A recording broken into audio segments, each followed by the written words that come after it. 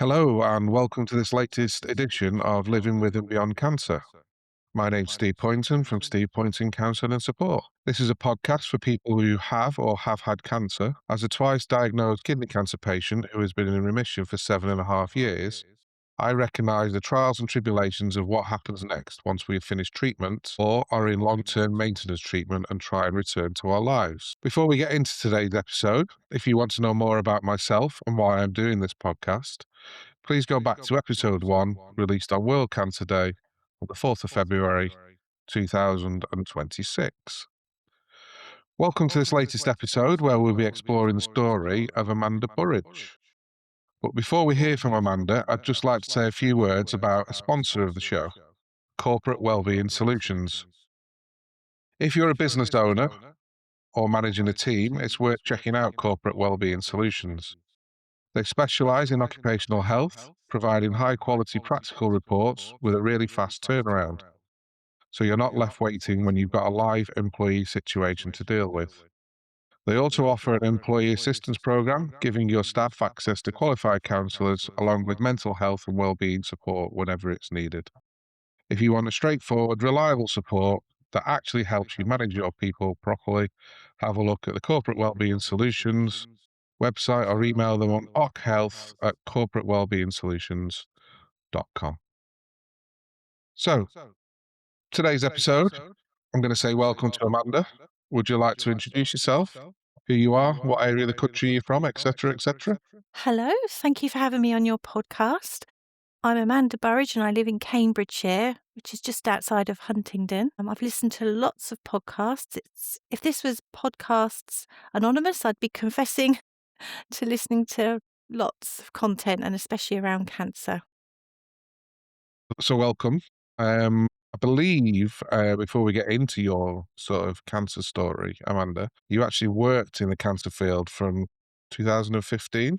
Is that right? And what sort of thing did you do? Yeah, so it was an administrator's job in my local hospital, and unexpectedly, I became an NHS employee, and it was a team of community cancer nurses, which was quite a pilot project at the time. And it was about supporting patients in their own home, especially those on chemo. And it brought a huge amount of support to patients and their families. Lovely. So you say it was an administration role. Did you have much patient contact? I did, and that was what was quite unique. We were offering wellbeing support at the time. There was a bit of space we could use that patients could come in, and people started to talk to me. And it's at that moment I realised the psychological impact really needed to be heard. And that's what struck me, the privilege of people talking to me.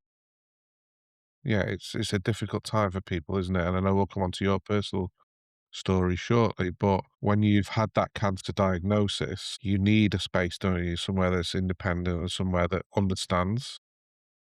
Yes, yeah, this was a really unique service serving the Huntingdonshire wider community. And yeah, people form bonds and they need to tell their story. Yeah, yeah. So how long did you do that job for? From 2015 right through to 2023, so the nursing team was supporting patients through COVID. It's a privilege to have a community job in the community I live in. It's just we're really immersed in helping people.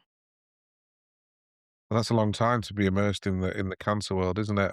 I know at some point you decided to enhance that sort of career and change direction. What did you do, and what brought that about? Well, this is the start of the story. So I was already a cruise bereavement volunteer and we had a wonderful branch in Huntingdon. And as people were talking to me, I thought there's even more to this sort of talking, listening support. By complete accident, I came across an advert at a college in Peterborough offering counselling skills level 3.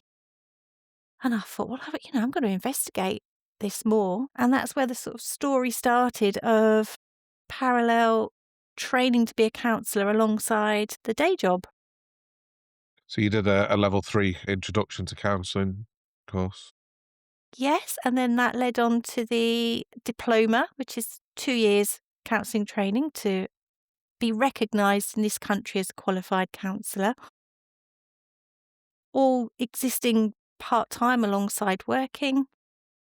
And then in 2021, I finished off all the training with a degree top-up, and this is all without planning, but I'm glad I did that because it enhanced my theoretical knowledge and skills, and actually it was one of those moments in life that you never think you're gonna obtain a degree. It fulfilled that sort of ambition, if you like, of knowing what it feels like to have a degree. Yeah, as somebody who also got a degree later in life, it's quite an achievement, Yes. isn't it? And you don't I guess the way you talk about it, you almost naturally fell into it because it felt like a progression from what you were doing, and but it is an achievement, isn't it, to work part-time alongside it or to do it part-time alongside work, and the responsibilities that come with being an adult of bills and family, et cetera, to take the chance to do something like that means it is quite an achievement to do. Yes, it was my 50th birthday year, so finally got there, and yeah, absolutely what you're saying. Only somebody who's done any type of counselling training can understand the rigours and the demands of us to get that qualification. Yeah, I mean, not to downplay any other degree out there in the country at all, but a counselling degree is a special kind of degree, isn't it? Because I remember when I was working with my counsellor when I had my cancer diagnosis, and she first suggested to me about a level 3 counselling qualification to more for working on me and sort of what I think of myself and how I operate. It is like going through the washing machine several times, isn't it? It is incredible journey. Yes, yeah, journey is the right word. And you can look back and wonder how you fitted in all the requirements of placement, supervision, personal therapy, assignments, attending college. It was just huge, isn't it? As well as living life, Yes, in real life. Okay, so you went on to do the top-up degree. How yes. did that fit in with your lifestyle at that time and your current work? Because 'Cause I'm guessing we're coming towards the end. You said you finished that job in 2023? So Yeah, did you so go straight from one to another? yeah, so what happened, I have to thank the team I worked with, and the NHS do support training, so, this was possible to keep my job and have the release to go to college, so I'm very grateful for that. But I was able to use my skills the whole time with patients, so it was a lovely relationship. As I was saying to you earlier, I worked in the team in the hospital through COVID, which of course is a very nerve-wracking time for cancer patients and those on treatment. But it was a basic administrator's job, and I thought I really need to realise this counselling qualification, and the NHS do not have pathways where you can just transfer and upskill within the organisation. So probably another debate. And I realised that I'd have to sort of go it alone and go self-employed and take that risk if I really wanted to be a counsellor for the rest of my working life. And we often have the story we can't afford to leave and it traps us. And actually, for anybody who knows the NHS, it's band 2 administration role. I was part-time. It felt silly to keep that anchoring me to a job, the fear of money, really. So you made the jump to leave that and go into private practice? Yes, yes. Which ironically, one of my colleagues said, "Well, what if you get sick?" At that time, I thought, well, that will always be a risk, isn't it, with self-employment? And I loved the team. It's worth saying that it was an amazing team of nurses and we were friends. So it's a big leap to leave somewhere that you're doing, making good and really enjoying the people you're working with How did that leap go? fantastically well. So I was very lucky that um, we moved house. It had space in the garden for a therapy room. Behind the scenes, I'd been prepping for private practice. Very fortunate to have the space to have a therapy room, good facilities here. So a year ago, which is almost ties in with my diagnosis, I actually said to my husband, "Oh, this is going rather well." Because as many counsellors know, in private practice, you have to do all the marketing and advertising and direct clients to your practice in a quite a busy marketplace. So to remark to my husband that it was going quite well was reassuring him that actually this was going to be a viable lifestyle. It's difficult, isn't it? Because in private practice, a business, shall we say, self-employed business, the idea is to get customers or clients and keep them. Whereas a counsellor is, in a way, is to get clients, yes, but to help them not need you anymore. So it's almost it's a strange situation, isn't it? Especially in a private setting, and but to hear it went well and reasonably quickly is really good to hear. Yes, I think for anybody starting up private practice, realistically, that was still about 18 months. I was getting referrals of cancer patients and I was getting referrals for bereaved clients, but there's still this sort of urgent push to try and claim private clients, those who choose to work with you, those who perhaps are really in it for perhaps the longer term. Some referrals are because people are offered the therapy for free, so they can't choose their counsellor. Yes, there is, it's probably a huge conversation around private practice, isn't there, and sourcing clients. Yeah, yeah, and maybe for another day. Yeah. But you mentioned your own diagnosis, so I sense we're heading towards that because it was not long after your Yeah. conversation with your husband. What do you want to give us the build up of what happened there? Yeah, I will. And my diagnosis was colorectal or bowel cancer. Whilst I've got a lot of familiarity with cancer, I'm also quite private. So the irony of having to discuss your bowels isn't lost on me. My toilet habits changed, the frequency increased. I made a few excuses, but it was starting to become just me thinking more and more often, oh, I'm probably going to need the toilet. And a lot of people probably don't like public toilets or not knowing where they can. So it was starting to become a problem. And I thought, oh, right, this is perimenopause, which often coincides with women at any age really experiencing a physical change in their body. So I went off to the doctors to rule out ovarian cancer, and I knew from my work that there are blood tests for ovarian cancer. There is a CEA bowel marker blood test. And my GP said, well, why do you want these blood tests? And I said, well, it's simple. I can have a blood test and you can tell me I'm fine. Thankfully, the GP listened to me and very immediately suggested I did a FIT test, which is the poo stick test, which it's Bowel Cancer Awareness Month at the moment, so people are talking more and more about doing those tests when you're called. And very quickly I got a phone call to say you need a colonoscopy on the 2-week pathway. And of course, from my work, I knew all what this was leading up to.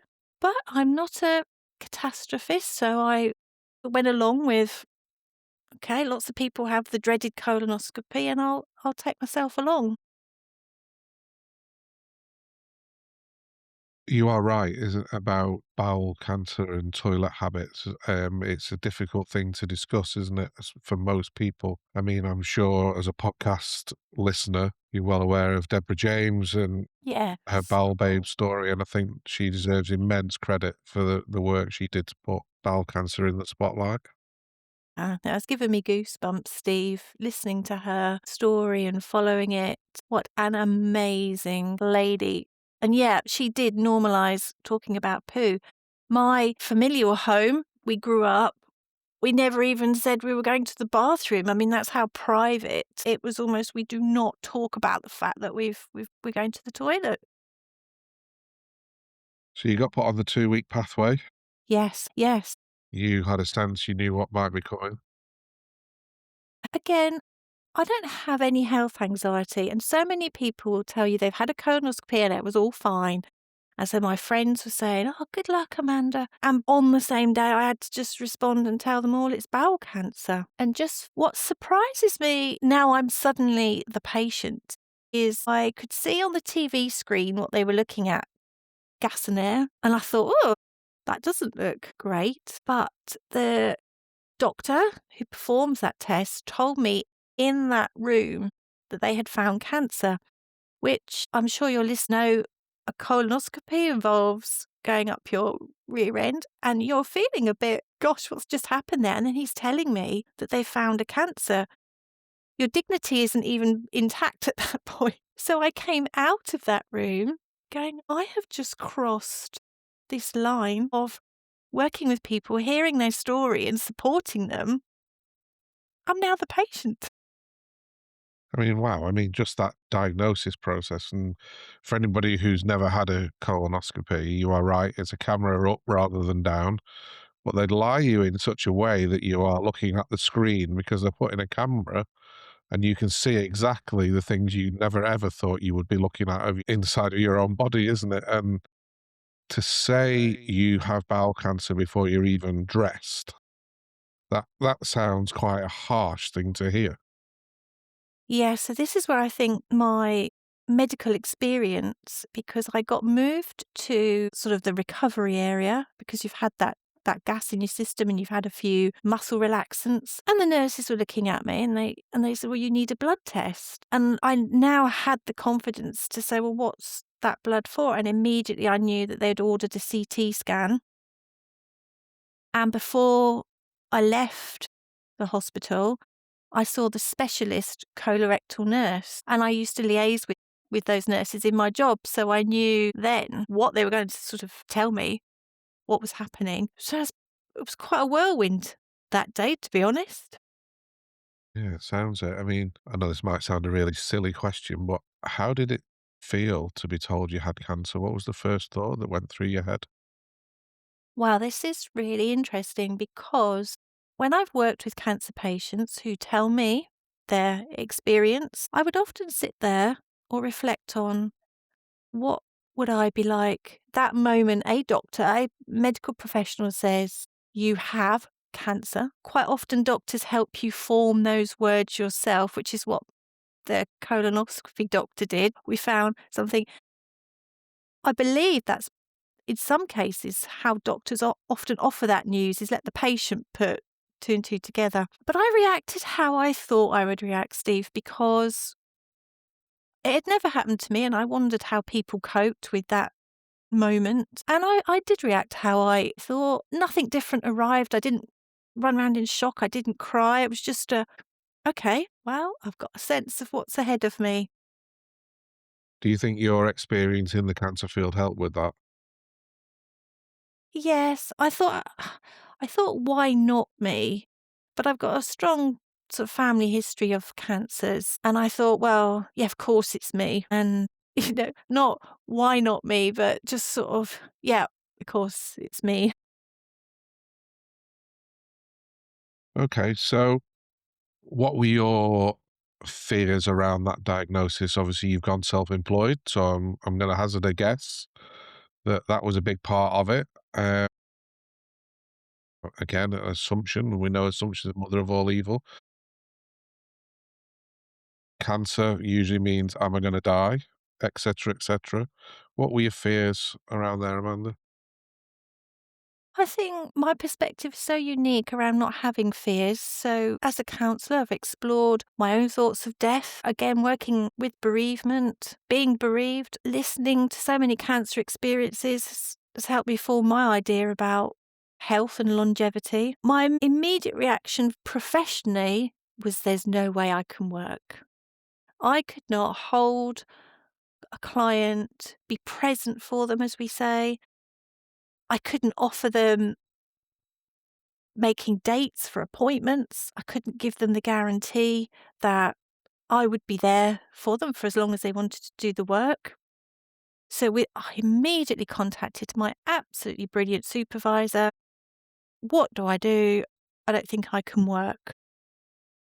And I spent a good fortnight communicating to clients that the work had to stop. And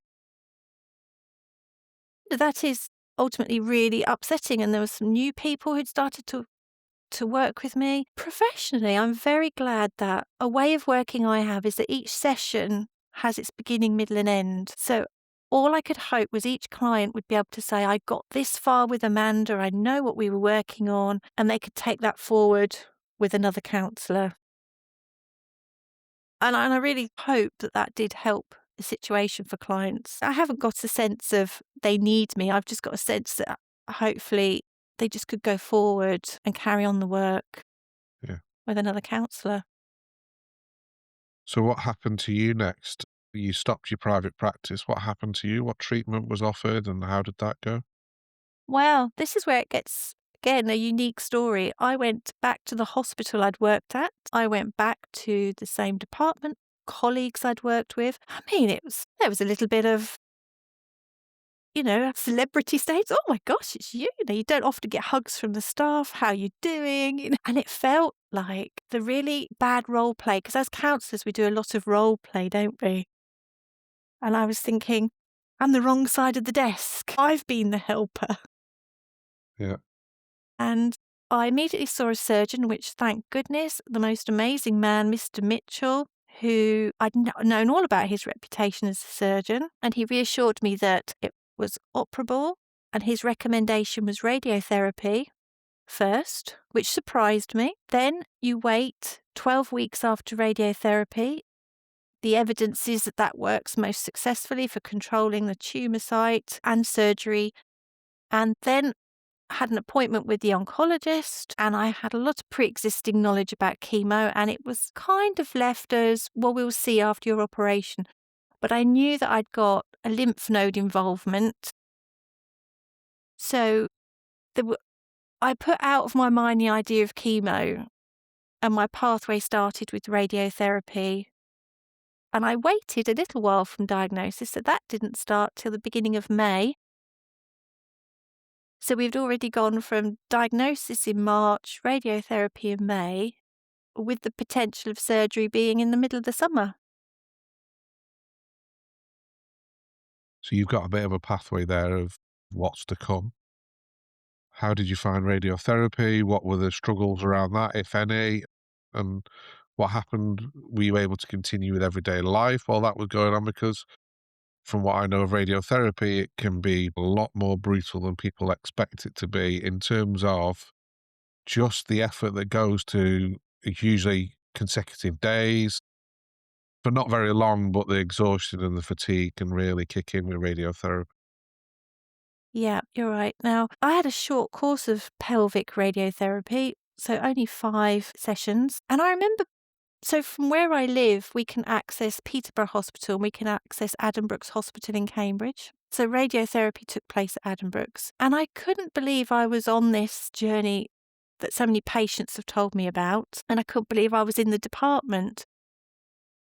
They put tattoos on you, and whilst that's not unfamiliar, lots of ladies are aware of having those tattoos of breast cancer circumstances.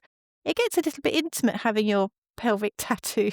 So there's always a bit of humour. And by session 2 of radiotherapy, I was in great pain. And then it was a bank holiday weekend. And nobody could understand why I was in pain. That shouldn't have happened. And I can only describe it as sciatic pain down both hips. But at this point, to me, I've had 2 children. It felt like labour. I had to phone my GP and get some painkillers. And actually, nobody could explain why I'd got such great pain from the radiotherapy. So that wasn't good. And of course, radiotherapy in that area does affect your bowel habits. So you've got very little choice about how often you then go to the toilet. But, it's all manageable. And thankfully, recovering from the radiotherapy, it did happen. It wasn't immediate. I mean, as anyone can imagine, my cancer was in my rectum. So you can imagine walking about was a bit tender, but I recovered. And then I had a great amount of time to just keep well, keep active before surgery. Okay, so that was about 12 weeks, you said, Yes. to Adam for the surgery, or was that at Peterborough? And it's actually at Hinchinbrook in Huntingdon where I live. Okay. This amazing surgeon there, I negotiated with him about surgery because I did plead to have 1 week's holiday with my husband in the UK. Just how I imagined what might be the last chance of normal life, because I'd Good. been warned that surgery might create the need for a stoma.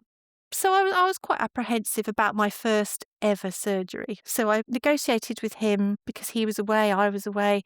So surgery was 22nd of July, and eventually I was able to be quite calm about it on the day of surgery, and it all went brilliantly well.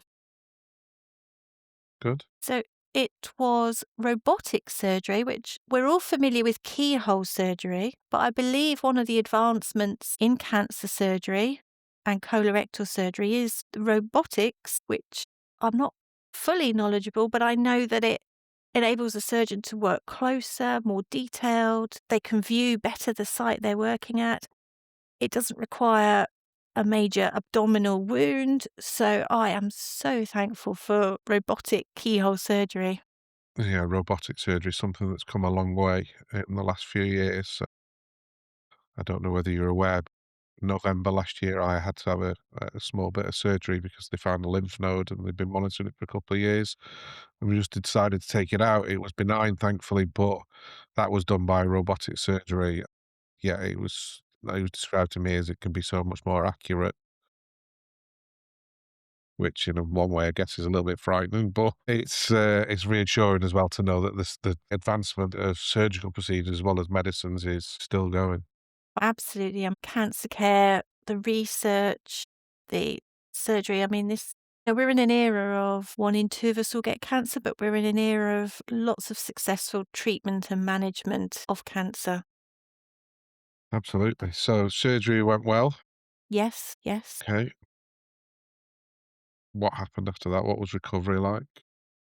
Recovery was quite quickly. Now, one of the things I've gleaned from my years working in cancer and alongside a cancer charity, which we'll talk about, is we can't stop cancer, can we, Steve? But we can be really fit to deal with the effects.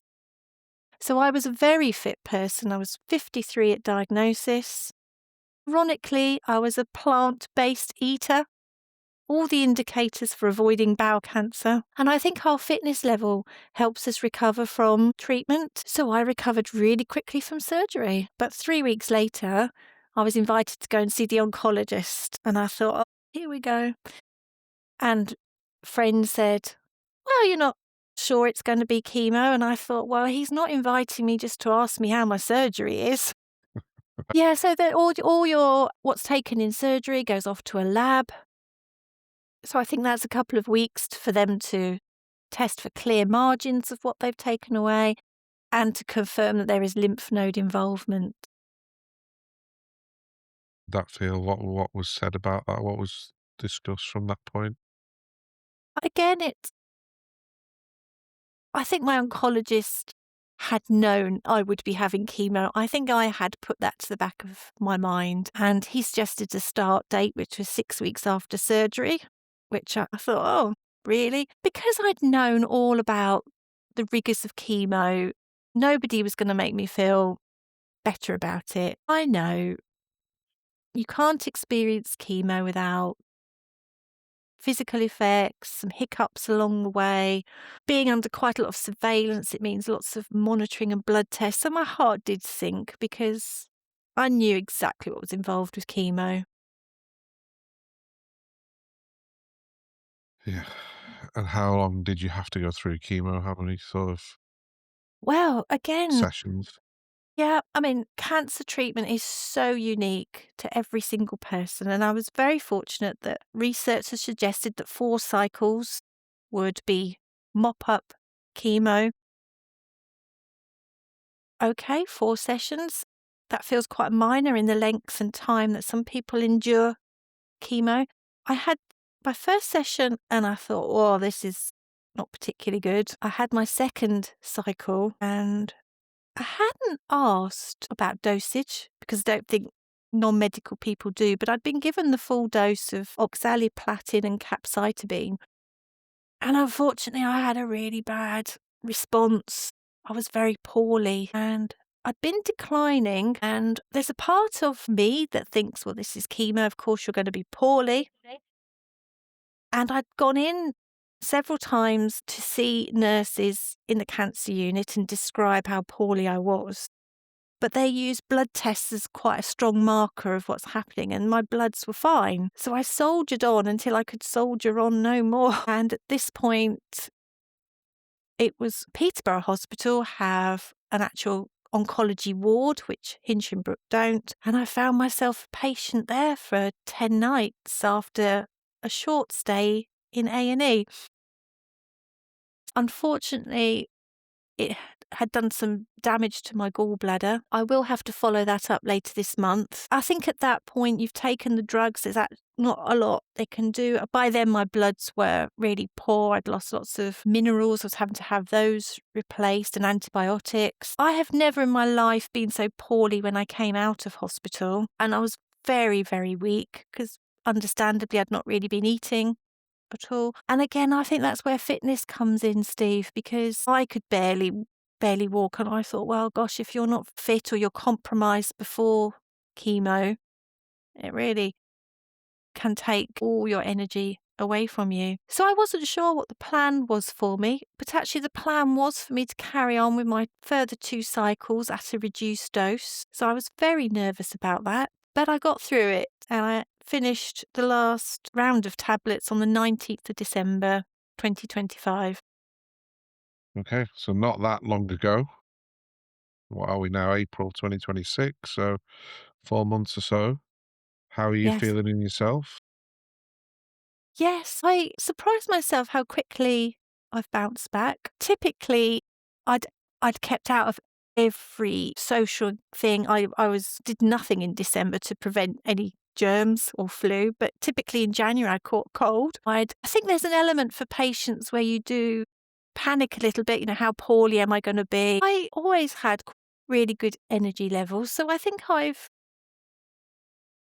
haven't been working, but I have pushed myself to keep my fitness going, return to the gym. My husband said, "Oh, it'd be a good time to give your practice room a coat of paint." I've under done that. And I think in myself do feel ready to return to work, which is what I'm going to do after Easter this year. But I do have symptoms of chemotherapy side effects.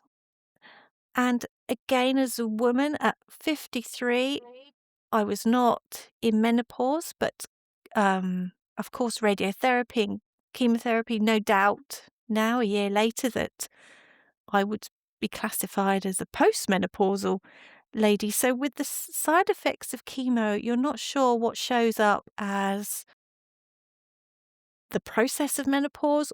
I certainly have neuropathy in my feet and legs, and I have a problem with my shoulders and arms and hands. But generally, throughout the day, by the time you're moving, it's all bearable.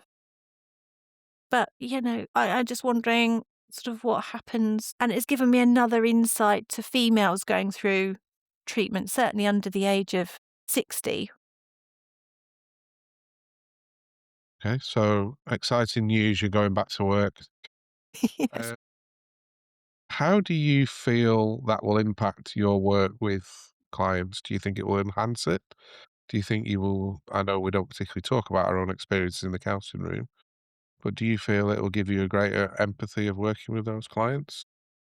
Yes, I mean, to be a cancer counsellor and then to have cancer yourself is quite a tale. I went back into the cancer unit for a blood test, and I had that visceral feeling when you think, I know what it's like to sit in this chair. Now, I've worked with lots of patients and I've taken to supervision. I hope I was good enough for them. But now I've got that understanding, that feeling and the emotions when you're in the chair having chemotherapy or, any type of cancer treatment. And I will use this to good.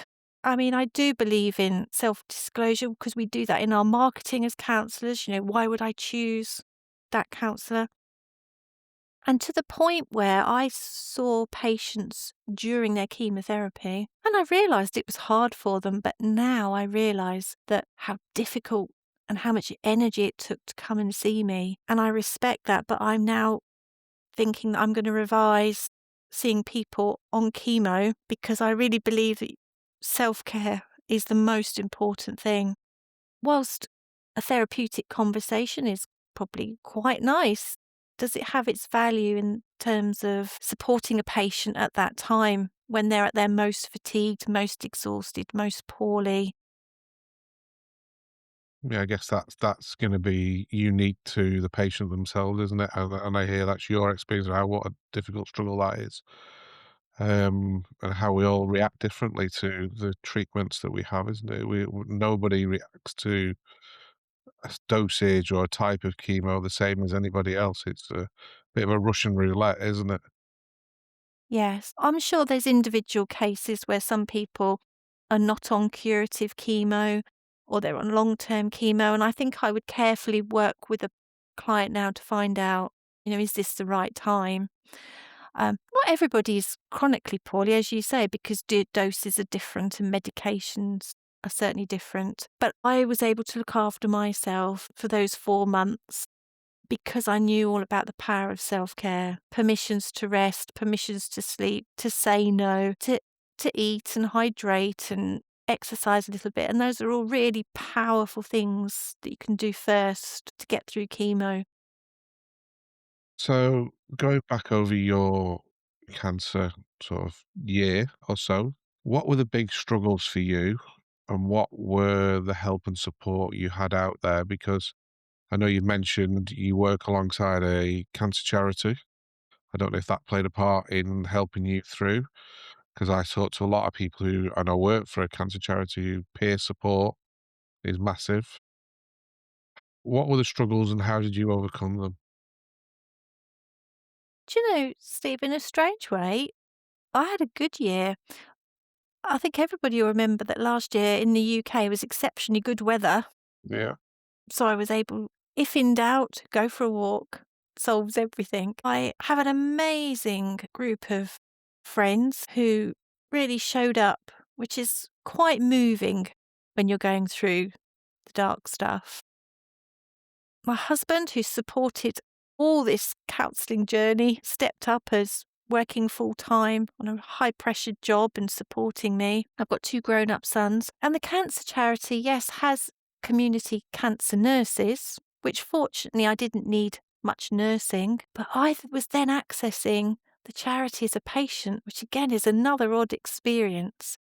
So I should say it's called Hunt's Community Cancer Network, and they offer what the NHS can't. So it's about acknowledging that you're either surviving cancer or you're living with cancer. And they offer the support groups, but they also believe in exercise and well-being through being physically acting and adjusting to your new normal. yeah. So it's 10 years old, the charity. I was there at the conception of the charity with the founder, Susan Moore. And yeah, a very strange situation to find myself as a user of the cancer group. You've had sort of 12 months or so with no work. How's that affected you in terms of, did you try and navigate the benefit system or anything like that? Yes. So Macmillan Cancer Support do have a financial assessor. So I was able to, again, somebody I've worked with, but put that call in as a self-employed person, and I'd filed sort of returns that's classed as a working person. I was able to access ESA, government sick pay.